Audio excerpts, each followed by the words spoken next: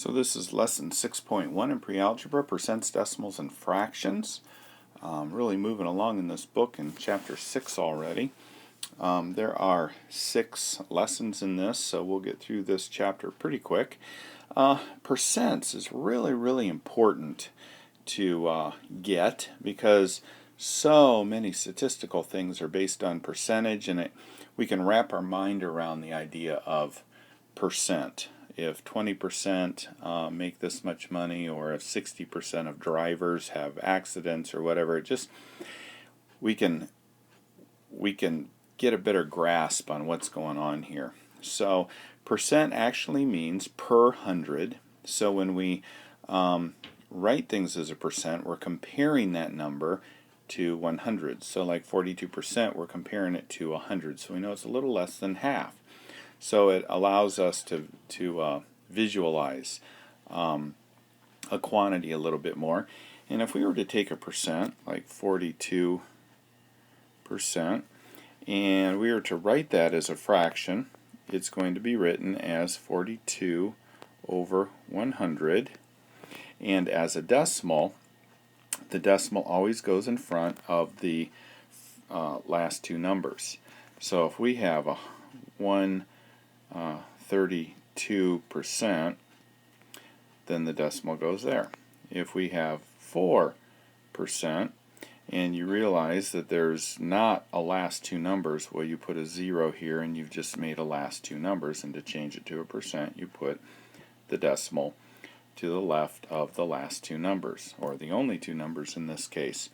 One of the things that's really important and that we're going to be focusing on in this section is the idea of converting decimals from or converting percents from a percent symbol to a fraction, or a percent symbol to a decimal, because when we are doing math, when we're adding, subtracting, multiplying, dividing percentages, you cannot use a percent in your figuring. So you're going to have to change things either to a decimal or to a fraction in order to do the math.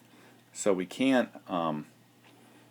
work with our numbers unless we learn how to do that. So again, in order to change a percent, such as 6%, to a fraction, we just take the number and put it over 100. That's all you do. If we had 160%, we just take our number and put it over 100 and take the percent sign off. So that's all there is to doing that. So that makes it pretty easy. Now, if we have 35.2% as in example number 2, well, if we want to write it as a fraction, we write it as 35.2, and again, we put it over 100, always over 100, and then we can divide it. We can just divide 35.2 by 100, and there is an easy way to divide it by 100. That easy way is, there's 2 zeros here, so all we do is move our decimal place over 2, and we've just changed it to a decimal. So the decimal place was here. Because of this 100, because of the 2 zeros, we move it 2 to the left always, and we get 0.352. So we have just changed that, or we've just changed actually this percent to a fraction to a decimal. Now you can skip this stage here if you just understand, and it's pretty easy to realize, to change a percent to a decimal, you just take the decimal and move it over 2. And you've just changed it from a percent to a decimal. Now, if you've got a decimal, like here, and you want to change it to a percent, you just move the decimal point back 2.